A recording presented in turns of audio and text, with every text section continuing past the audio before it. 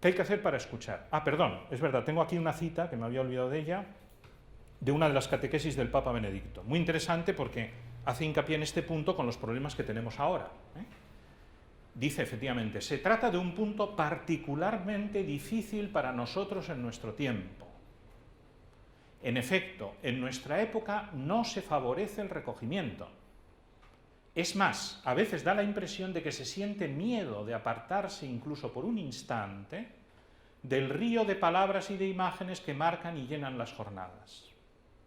Por ello, en la Verbum Domini recordé la necesidad de educarnos en el valor del silencio, redescubrir el sentido del recogimiento y del sosiego interior. Este es un gran reto que tenemos, porque es verdad, estamos en un mundo lleno de sonidos, de imágenes, de aceleración, y cuesta recogerse y hay mucha gente que no sabe recogerse.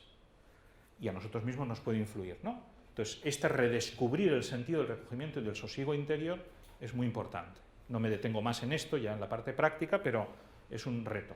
De hecho, impresiona pensar que el mismo Benedicto XVI es lo que ha hecho.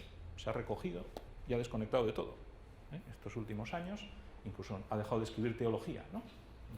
Piensa que lo que Dios le pide ahora es dedicarse a la oración y punto, ¿no? Y es lo que está haciendo él. Bien, por tanto, esto es muy importante. Podemos, además, redondearlo, además de con el ejemplo de Jesús, el ejemplo de la Santísima Virgen. De hecho, es llamativo porque se repite la idea en los pocos momentos en que aparece la Virgen, que no son tantos, se repite, me parece que son 5 o 6 veces, ¿no? Cuando el anuncio del ángel, ella se turbó al oír estas palabras y consideraba qué significaría esta salutación. Quedaos ya con la palabra consideración, que luego aparecerá bastante. Es equivalente a meditación, de hecho, ¿no? O sea, esa actitud de oír, de escuchar, en el fondo, ¿no? María guardaba todas estas cosas ponderándolas en su corazón después del nacimiento de Jesús. Y después del niño perdido y hallado en el templo, casi se repite la misma frase. Y su madre guardaba todas estas cosas en su corazón. Guardar, ponderar. Y la alusión al corazón es muy importante, porque el corazón es lo más profundo, lo más íntimo, el centro. En la Sagrada Escritura se usa muchísimo en ese sentido, ¿no? Luego, cuando hay una alabanza espontánea a la Virgen en medio de la multitud, ¿qué dice Jesús? Bienaventurados más bien los que escuchan la palabra de Dios y la guardan. Es decir, mi madre es importante por eso, mucho más por eso que por lo otro, que por ser mi madre. Eso es interesante, porque es mi madre precisamente porque es capaz de escuchar, si no, no hubiera sido capaz de serlo. Y cuando hay, en otro momento en que acude ella con algunos parientes, también Jesús parece que se escapa, pero no se escapa. Dice, mi madre y mis hermanos son aquellos que oyen la palabra de Dios y la cumplen. Al final de todo, si da tiempo, hablaremos un poquito de oración y vida, ¿no? Porque está íntimamente unido, ¿no? Oír la palabra de Dios y cumplirla. Pues es un ejemplo diáfano. Que aquí hay más que el simple escuchar, hay cosas que iremos viendo después, pero ya las ponemos como un marco de lo que luego vendrá, ¿no? La actitud de María profunda ante la palabra de Dios. Bueno, pero ahora nos podemos preguntar, de acuerdo, pero ¿cómo me habla Dios? ¿Dónde está esta palabra de Dios que tengo que escuchar? ¿Cómo me entero? Yo lo he sintetizado en 3 grupos o 3 ámbitos a través de los cuales Dios nos habla. Primero, precisamente lo que llamamos palabra de Dios, es decir, la Sagrada Escritura, el Evangelio, ¿no? En la liturgia usamos de hecho esa expresión, ¿no? Palabra de Dios, esto es palabra de Dios. Efectivamente, Dios nos habla a través del Evangelio y de toda la Biblia. Pero aquí hay que subrayar sobre todo que esta palabra, el Evangelio y toda la Biblia, es una palabra personal y actual. No es simplemente que la Biblia me ayude a hacer oración porque dice cosas bonitas y cosas piadosas y cosas morales, etc., sino que cuando uso la Sagrada Escritura en la oración, en ese momento, a mí, personalmente, Dios me está hablando. No solo un recurso, una ayuda, sino que Dios se sirve, la Biblia está viva. Esto es muy importante. Por eso los santos utilizan expresiones de este tipo. San Ignacio de Loyola habla de la composición del lugar. Y San José María habla de ser como un personaje más en la escena. Son 2 formas de decir, en el fondo, la misma idea, ¿no? Por ejemplo, aquí está Jesús con Marta y María en Betania, entonces al leer esta escena, llevar a la oración, una cosa es leer y otra es llevar a la oración. Cuando estoy en la oración con esta escena, yo estoy en este lugar, en este momento, oyendo como si fuera un personaje más, incluso me puedo atrever a ser un hermano de Marta y María, ¿verdad?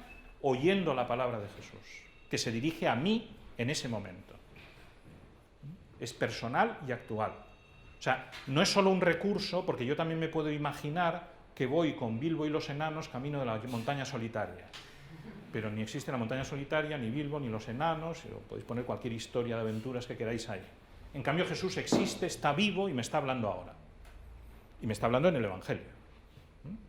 Esto también daría para explicar más, porque es explicar también lo que es la Escritura, ¿no? Pero la idea creo que está clara.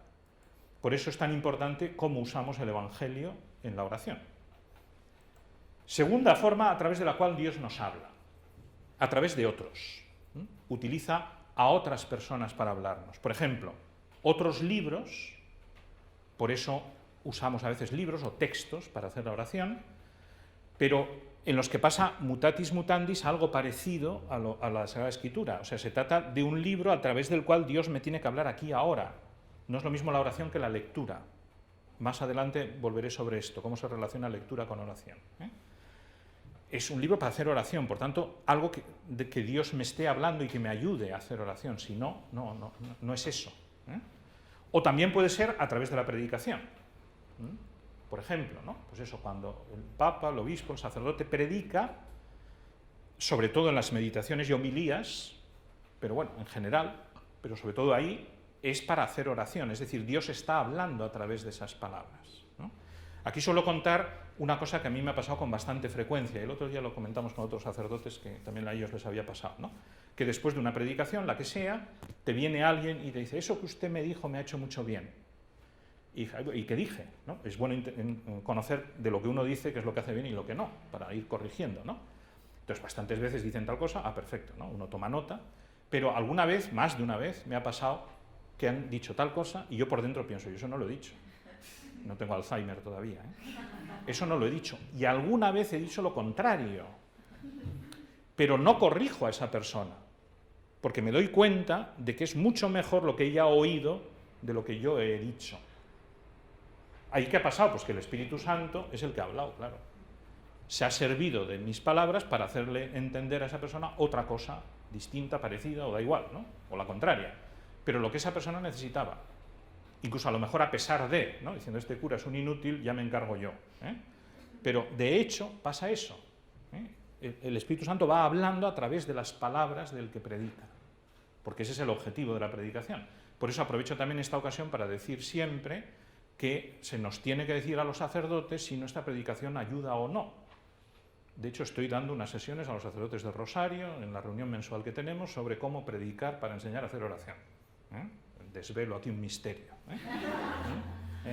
Porque somos conscientes de que no lo hacemos bien. O sea, hay que ayudar a hacer oración. Y hay que decirlo, sin miedo, decir, no, esto no me sirve. Esto no, porque ese es el objetivo.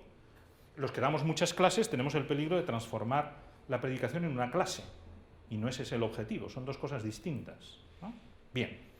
Y luego, en tercer lugar, que de hecho es el más importante, Dios nos habla directamente en el fondo del corazón, porque los otros dos medios en el fondo son caminos, como hemos visto, a través de los cuales Dios siempre habla en el fondo del corazón, pero lo puede hacer directamente, sin necesidad de libros ni de nadie que nos diga nada, ¿no? Es decir, sin ruido de palabras, esto es muy importante, ¿no? Dios no va dando voces, eso pasa muy poquitas veces, muy poquitas veces, poquísimas, ¿no? No se oyen palabras, ¿no? Pero eso no significa que Dios no actúe. Por ejemplo, todo esto son expresiones clásicas de la teología espiritual que cada una de ellas da para bastante, ¿no? Inspiraciones.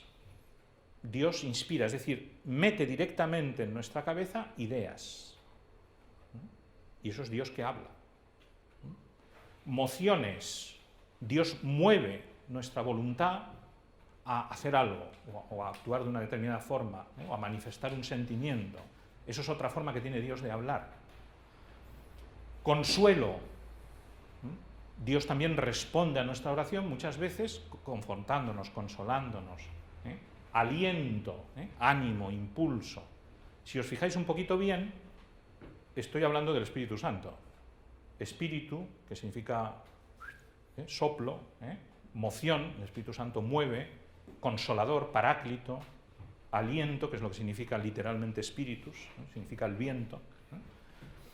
Es la acción del Espíritu Santo, que se va manifestando de todas estas formas. Entonces, eso es como Dios nos habla.